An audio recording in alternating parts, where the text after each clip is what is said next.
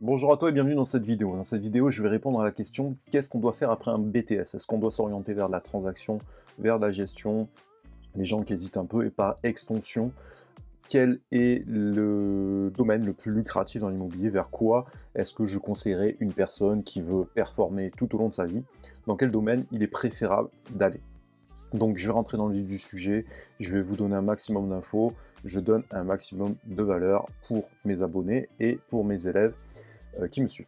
Donc, vers quoi je te conseille d'aller? Alors cette personne était un petit peu en réflexion, c'était une personne qui était bilingue, qui est en train de passer BTS, enfin la volonté de passer un BTS, et qui voulait également faire un bachelor.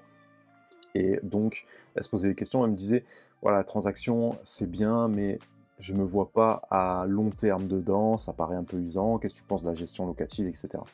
Donc, on va balayer un petit peu tout ce qui se fait dans l'immobilier. Donc, dans l'immobilier, principalement, vous avez la transaction, vous avez la gestion locative et vous avez également tous les métiers du syndic.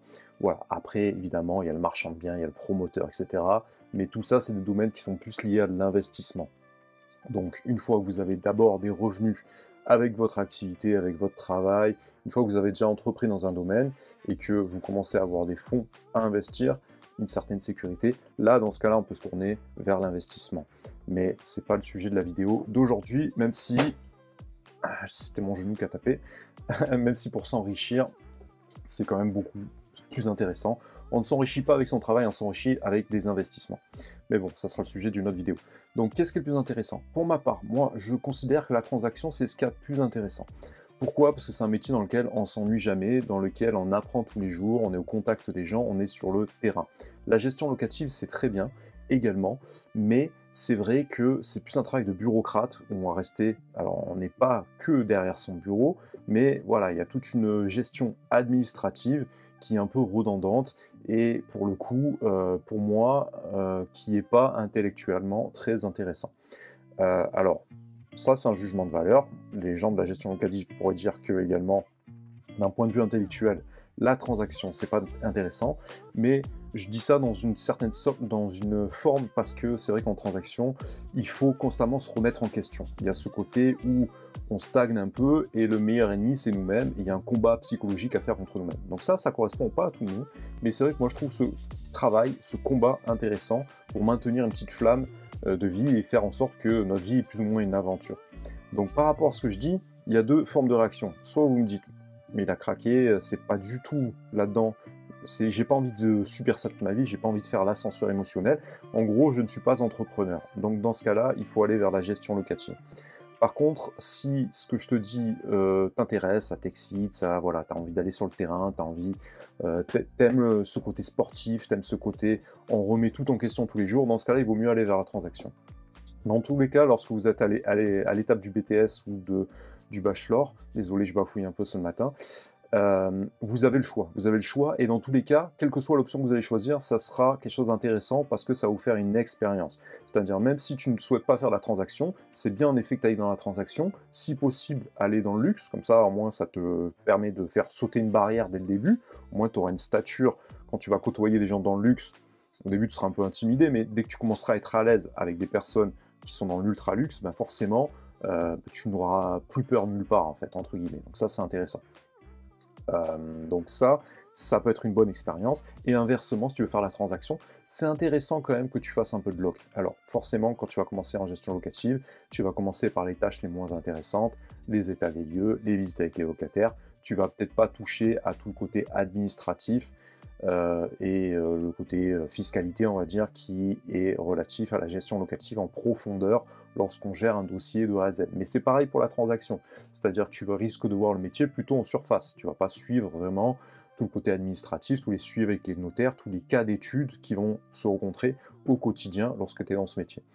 Donc j'ai envie de te dire que si jamais tu es dans la stature de l'agent immobilier qui a une vision long terme, monter son agence, etc., il y a un moment, tu vas devoir te poser cette question parce que quand tu fais de la transaction, si tu montes une agence en transaction, eh ben, le jour où tu vas la revendre, elle va pas valoir grand-chose parce que tu vas vendre un portefeuille, tu vas vendre entre guillemets une performance sur une année. Rien ne dit que tu vas pouvoir répéter cette performance l'année d'après, puisque ben, voilà, ton réseau s'est constitué grâce à toi-même. Certes, il y a toujours un peu la marque qui est au milieu, mais les gens vont vouloir te suivre parce que c'est toi. Et c'est vrai que bah, la personne qui va reprendre tout ça, bah, forcément, elle n'aura pas la même expérience, elle n'aura pas le même bagou, elle n'aura pas le même côté humain, pas sûr de faire la même accroche avec les gens, et même, tout simplement, en fonction des conjonctures, tu n'es pas certain de pouvoir répéter cette bonne opération l'année d'après. Il peut y avoir un côté conjoncturel, et de deux, bah, forcément, si toi, tu n'as pas la fibre du commercial, dans la transaction, bah voilà, tu peux faire un chiffre d'affaires divisé par 5, quoi, concrètement. Donc le jour où tu revends, concrètement, ça vaut pas grand-chose. Donc ça vaut quelque chose si jamais tu as développé une marque puissante, si jamais tu as des murs commerciaux, si tu as du foncier à vendre, si jamais tu as créé une grosse notoriété sur les réseaux sociaux, un Instagram puissant pour l'agence par exemple, ou un TikTok, ou voilà, une notoriété vraiment solide. Là, dans ce cas-là, oui, ça peut se valoriser parce que créer une notoriété, ça ne se fait pas du jour au lendemain, et c'est vrai que c'est une bonne assise à transmettre. Par contre, si jamais tu fais de la gestion, bah, c'est vrai que quand tu es en transaction à cette étape-là, ça vaut le coup de se dire, est-ce que je fais de la gestion locative? Parce que si tu achètes des lots, pour rappel, voilà, le jour où tu vends, tu peux vendre à peu près 3 fois la valeur de ton portefeuille de gestion locative. Donc par exemple, 60 000 € de fonds de roulement au niveau de la gestion, ça peut se revendre dans les 180 000 €. Ça peut se valoriser de cette sorte-là, et ça peut être remboursé, entre guillemets, en 3 ans. Donc ça reste quand même très intéressant. Et bien souvent, bah, quand tu vends ou que tu achètes une agence, bah, c'est intéressant d'acheter le portefeuille de gestion. C'est quelque chose qui a une valeur concrète. Donc c'est vrai que dans ce sens-là, même si je sais qu'autour de moi, on adore la transaction, bah voilà, il y a un moment où quand même se dire, est-ce qu'on fait la gestion locative ou pas?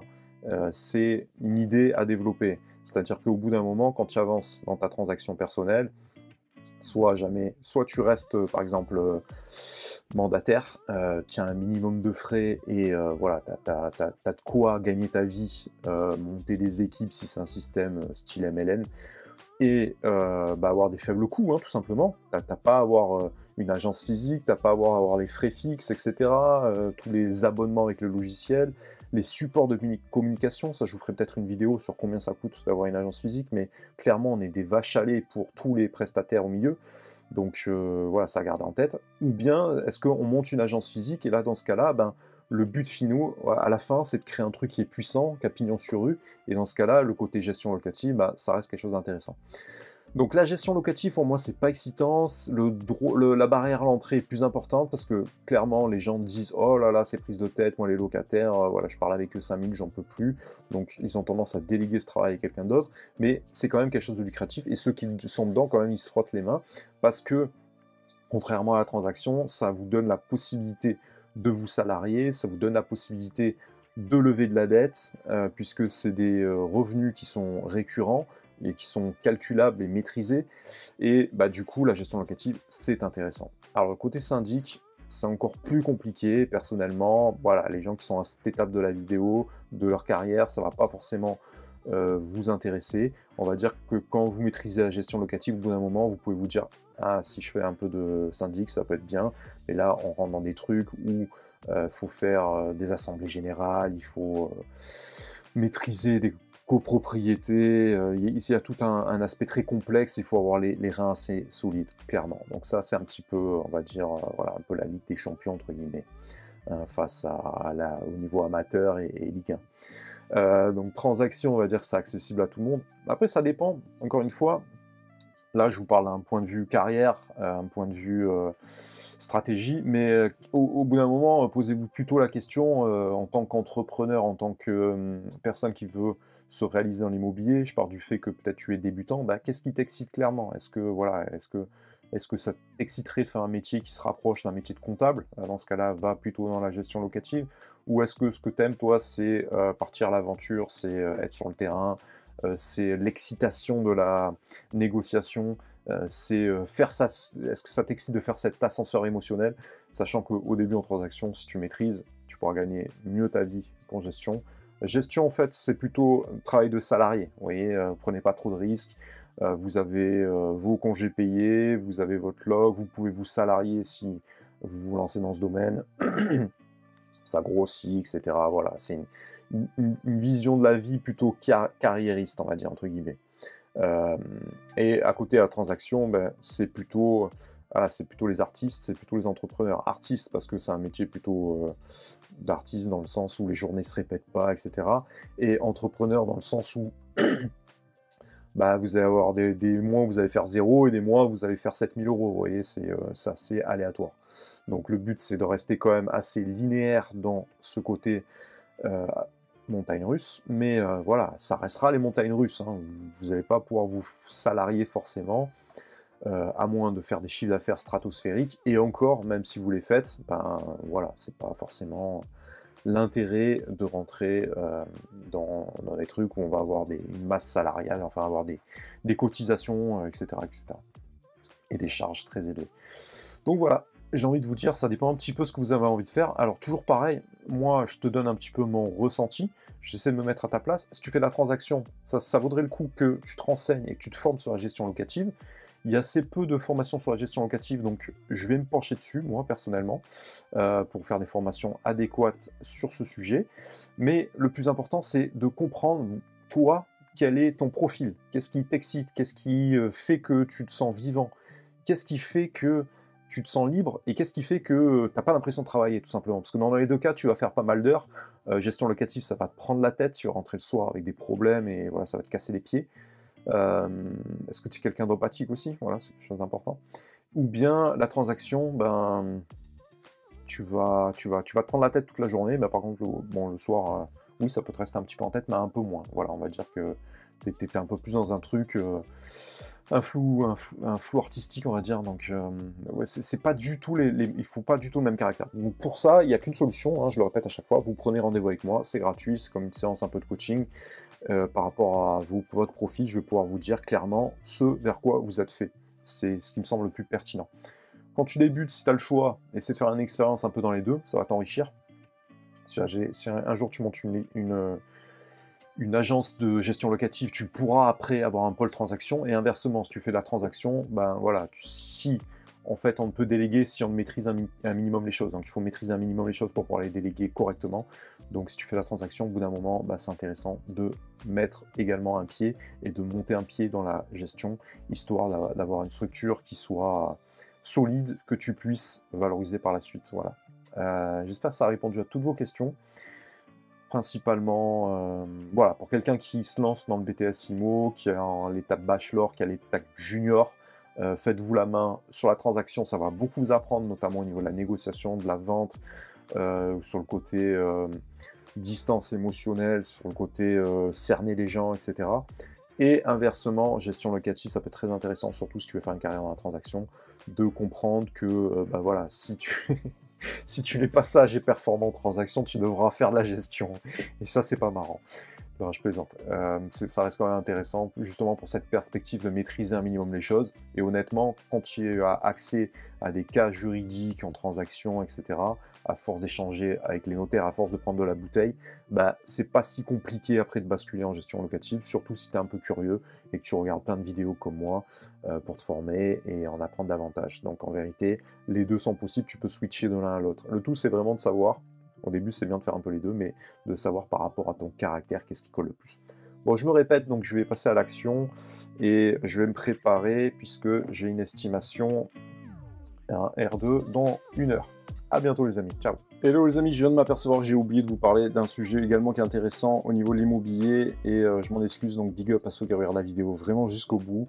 Et justement, j'ai échangé avec un de mes élèves, je le fais vraiment régulièrement, donc acheter les formations comme lui, ça va vous permettre de faire propulser votre activité rapidement et en restant en contact. Vous avez mon contact personnel pour échanger. Et régulièrement, on échange là-dessus.